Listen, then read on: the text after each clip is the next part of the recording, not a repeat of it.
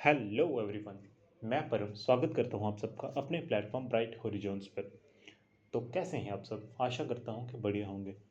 मुझे काफ़ी सारे बच्चों के कमेंट्स आ रहे थे, पर्सनली मैसेजेस आए कि सर कुछ एक ऐसी वीडियोस को लेकर आओ जिसमें आने वाले एसएससी जीडी 2025 एग्ज़ाम में स्कोर अप को बूस्ट अप किया जाए। हम मॉक टेस्ट दे रहे हैं बट हमारे मार्क्स एनहेंस नहीं हो पा रहे हैं, मार्क्स बढ़ रहे हैं। कुछ ऐसी स्ट्रेटजी की वीडियो लेकर आओ, कुछ ऐसी टिप्स, बोनस टिप्स लेकर आओ।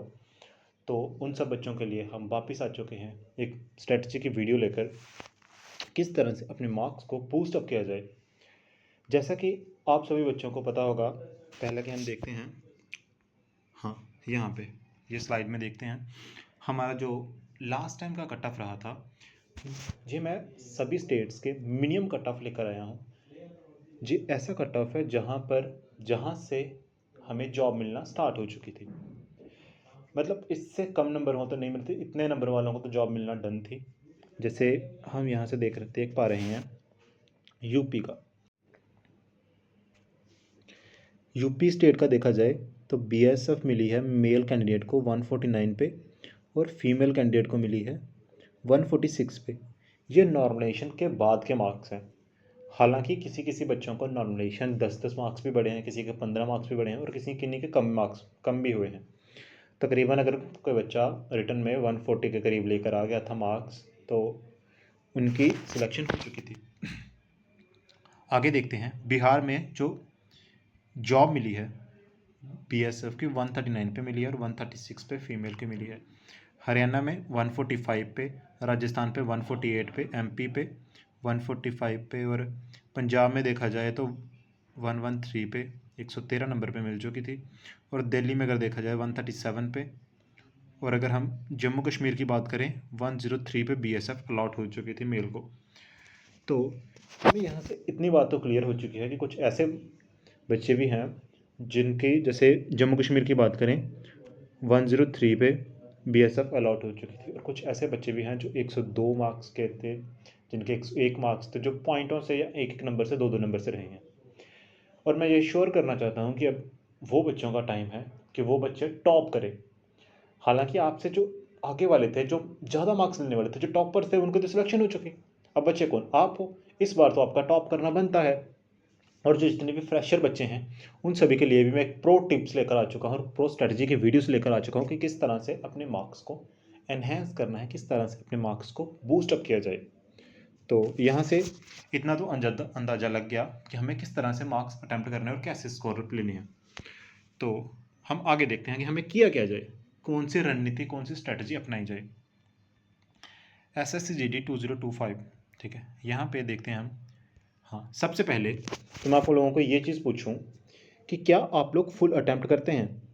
आप जितने भी मॉक टेस्ट लगा रहे हो, क्या आप पूरे का पूरे फुल अटैम्प्ट कर रहे हो मॉक टेस्ट? कुछ ऐसे बच्चे हैं जो मॉक टेस्ट ओपन करते हैं, मॉक टेस्ट खोलते हैं, तकरीबन 10 20 25 30 50 क्वेश्चन पे बंद कर देते हैं, सबमिट कर देते हैं और सोचते हैं कि चेक कर लेते हैं कि हमारा स्कोर कितना बन रहा है, तो अपने आप को एनालाइज कर लेते हैं।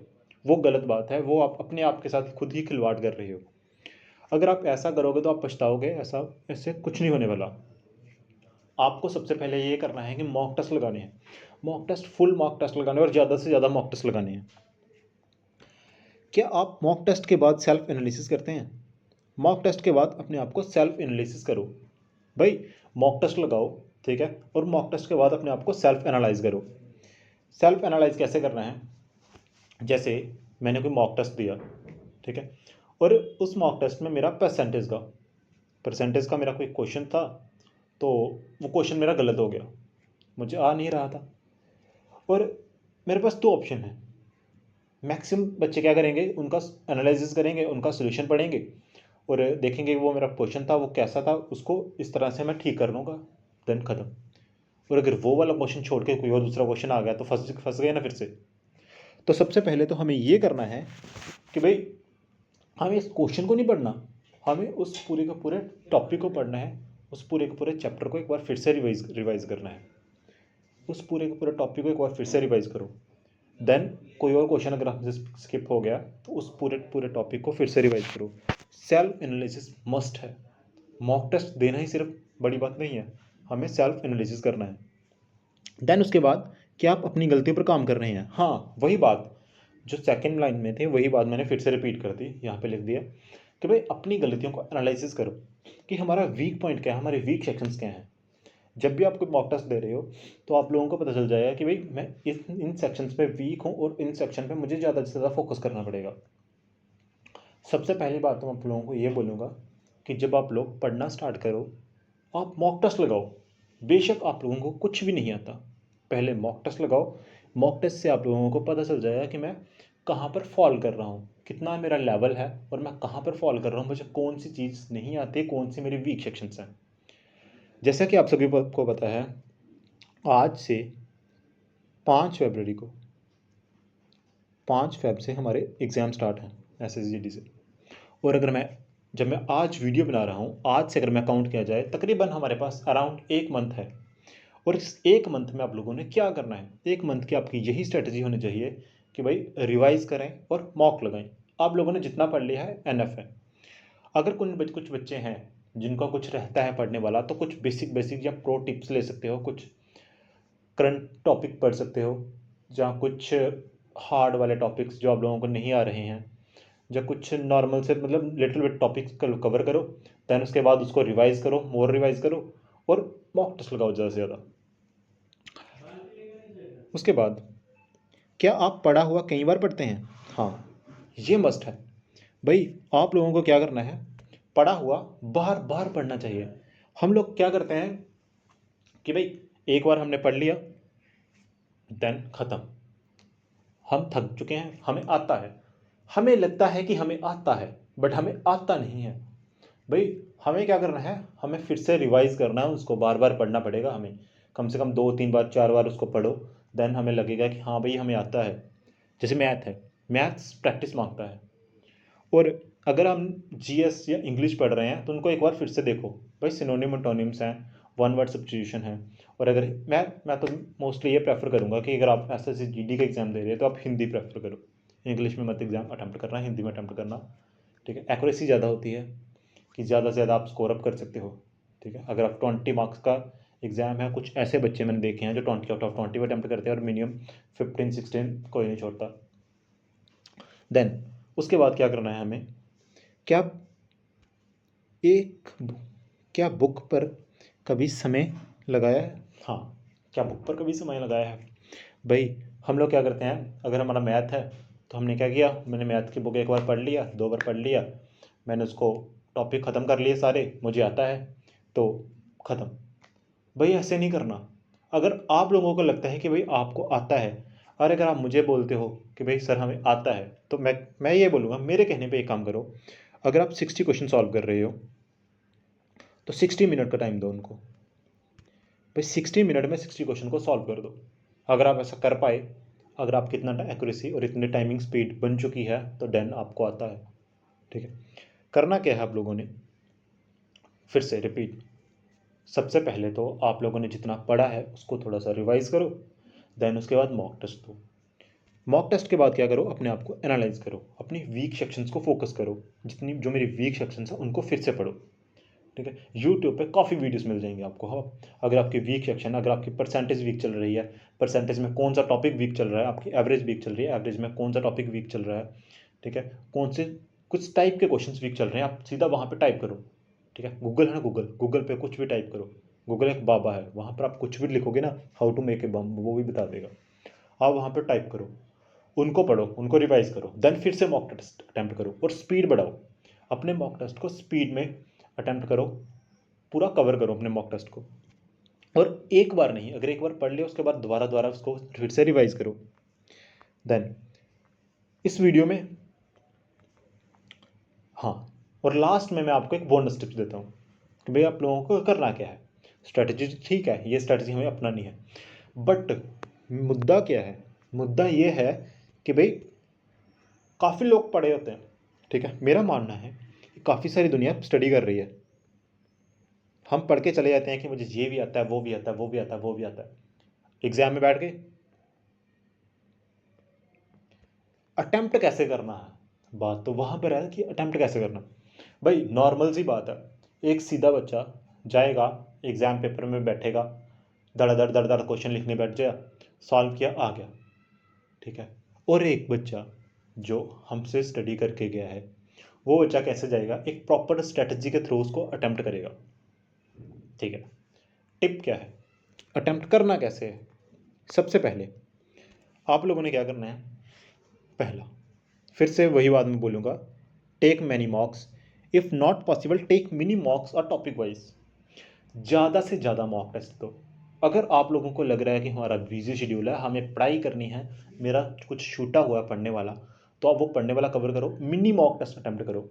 80 क्वेश्चन आएंगे, आप 40 क्वेश्चन अटैम्प्ट करो, मिनी मॉक्स मिल जाएंगे आपको काफ़ी सारी साइटों पे, मिनी मॉक टेस्ट अटैम्प्ट करो।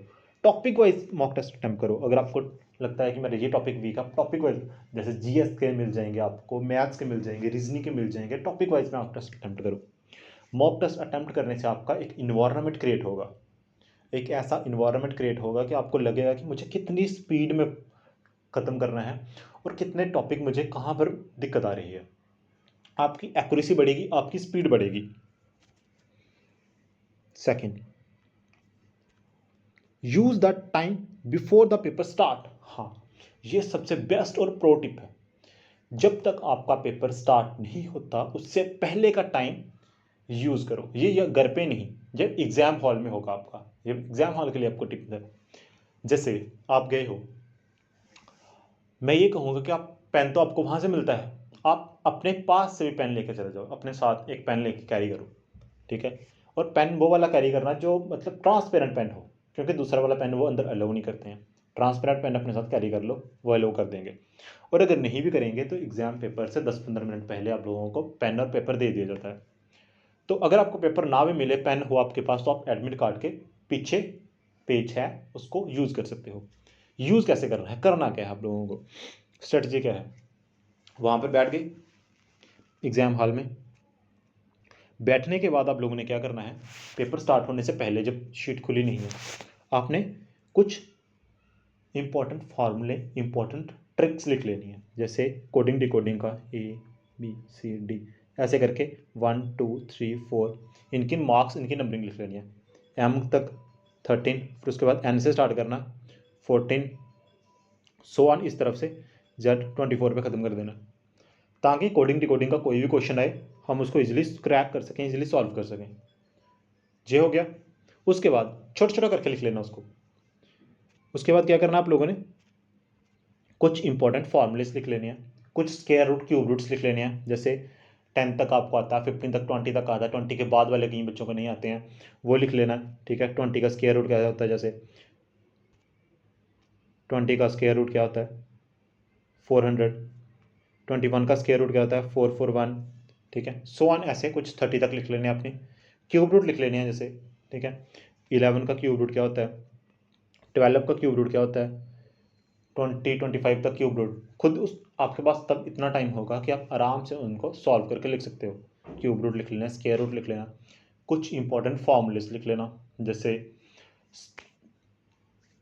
टाइम, स्पीड एंड डिस्टेंस का कुछ फॉर्मूलेस, ठीक है। या कुछ आपको टफ लगते हैं कुछ फॉर्मूलेस, CISI के कुछ फॉर्मूलेस अगर आपको टफ लगते हैं, वो फॉर्मूले साइड पे लिख लेना, ताकि जब एग्ज़ाम स्टार्ट हो तो आप एक नज़र लगाओ, फॉर्मूला देखो और सॉल्व करो। इस टाइम को यूटिलाइज कर लेना, जितना ज़्यादा हो सकता है उसको यूटिलाइज कर लेना। कुछ भी आपको डिफिकल्ट लगता है उसको नोट करके सामने लिख लो उसी समय, छोटा सा। ये बहुत ही बोनस और बहुत ही प्रो टिप्स है, ठीक है। मैक्सिमम बच्चे क्या करते हैं, एग्जाम पेपर स्टार्ट होने से पहले नर्वस होते रहते हैं, हाथ मलते रहेंगे, ठीक है, या भगवान का नाम लेते रहेंगे। बट अगर उस टाइम को अगर हम यहाँ पर यूटिलाइज करें तो वो बेस्ट होगा आप लोगों के लिए। उसके बाद next,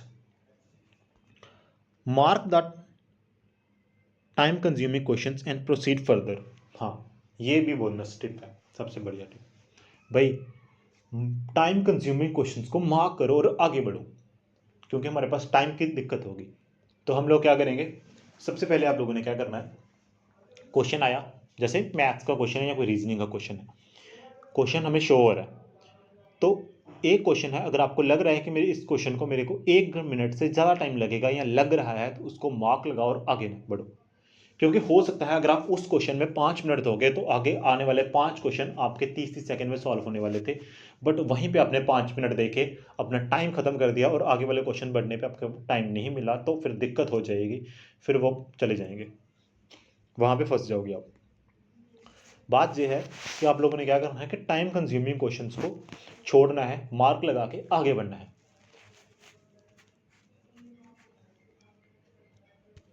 save at least 5 to 10 minutes to recheck the paper and marking questions.